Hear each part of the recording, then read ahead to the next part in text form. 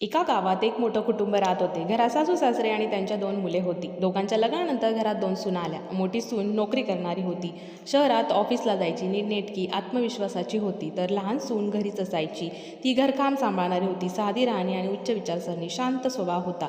सासूला नेहमी वाटायचं की नोकरी करणारी सूनच जास्त कष्ट करते. ती सगळं काही आपलं नेटाने करते. परंतु ही घरी राहणारी म्हणजे थोडीशी आळशी आहे किंवा कामचुकार आहे.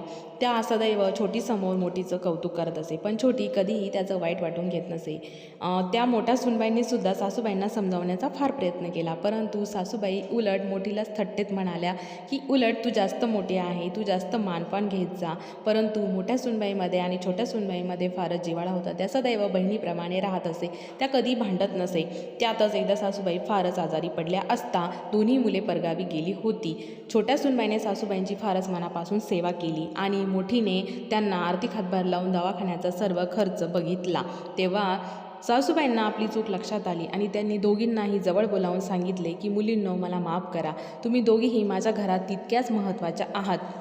आज माझी मुले घरात नसूनही तुम्ही उत्तमरित्या मला सांभाळलं. त्यांची सर्व जबाबदारी, कर्तव्य तुम्ही पार पाडली. माझे चुकले, मला क्षमा करा. घरामध्ये कोणतंही काम बाहेरचं किंवा घरातलं असं नाही करायला पाहिजे. दोन्हीही सारखीच असतात हे मला तुम्ही समजावून सांगितलं. तुमच्या कृतीतून ते मला तुम्ही दाखवलं. याबद्दल मला क्षमा करा. आणि त्यांनी हसत हसत सासूबाईंना माफ केलं आणि ते परत गुण्यागोविंदाने एकत्र राहू लागले. तुम्हालाही अशाच कथा आवडत असतील तर चॅनलला सबस्क्राईब करून व्हिडिओला लाईक, शेअर, कमेंटसुद्धा नक्की करा. धन्यवाद.